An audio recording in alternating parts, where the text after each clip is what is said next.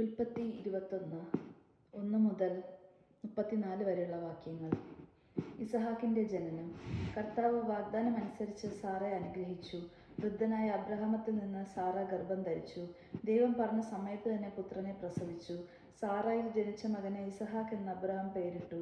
കുഞ്ഞു പിറന്നിട്ട് 8-ാം ദിവസം ദൈവകൽപ്പന പ്രകാരം അബ്രഹാം അവന് പരിച്ഛേദനം നടത്തി. അബ്രഹാമിന് 100 വയസ്സുള്ളപ്പോഴാണ് ഇസഹാക്ക് ജനിച്ചത്. സാറ പറഞ്ഞു, എനിക്ക് സന്തോഷിക്കാൻ ദൈവം വക നൽകിയിരിക്കുന്നു. ഇത് കേൾക്കുന്നവരൊക്കെ എന്നെ ചൊല്ലി ചിരിക്കും. അവൾ തുടർന്നു, സാറ മുലയൂട്ടുമെന്ന് ആരെങ്കിലും അബ്രഹാത്തോട് പറയുമായിരുന്നു.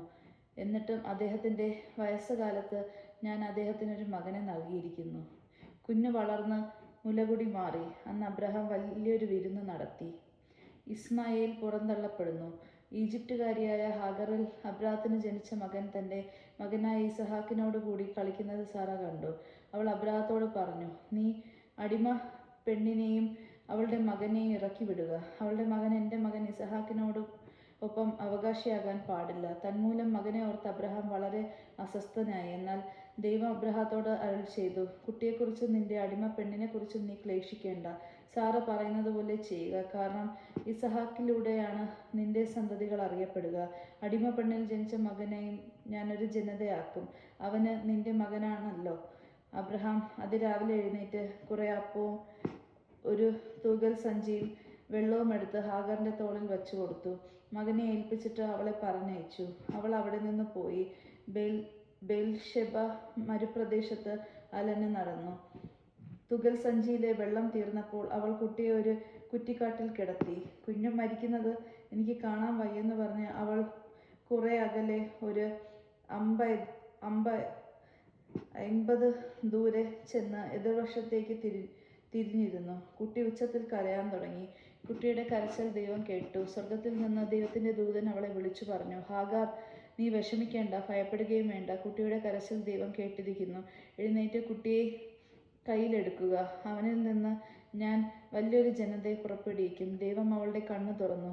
അവൾ ഒരു കിണർ കണ്ടു. അവൾ ചെന്ന് തൂകിൽ സഞ്ചി നിറച്ച് കുട്ടിക്ക് കുടിക്കാൻ കൊടുത്തു.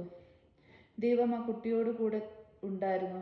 അവൻ മരുഭൂമിയിൽ പാർത്തു. അവൻ വളർന്ന് സമർത്ഥനായൊരു വില്ലാളി ആയി തീർന്നു. അവൻ പാരാനിലെ മരുഭൂമിയിൽ പാർത്തു. അവൻ്റെ അമ്മ ഈജിപ്തിൽ നിന്ന് അവനൊരു ഭാര്യയെ തിരഞ്ഞെടുത്തു. അബ്രാഹാമും അബീമെക്കെലും. അക്കാലത്ത് അബീമെക്കെലും തൻ്റെ സൈന്യാധിപൻ ഫിക്കോളും അബ്രാമത്തോട് പറഞ്ഞു, നിന്റെ പ്രവർത്തനങ്ങളിലെല്ലാം ദൈവം നിന്നോട് കൂടെ ഉണ്ട്. അതുകൊണ്ട് എന്നോടും എൻ്റെ സന്തതികളോടും അന്യായമായി പെരുമാറില്ലെന്ന് ദൈവത്തിൻ്റെ മുമ്പിൽ ശപഥം ചെയ്യുക. ഞാൻ നിന്നോട് കാണിച്ച കാരുണ്യത്തിനനുസരിച്ച് എന്നോടും നീ പാർത്തു വരുന്ന ഈ നാടിനോടും പെരുമാറണം. ഞാൻ ശപഥം ചെയ്യുന്നു. അബ്രാം പറഞ്ഞു.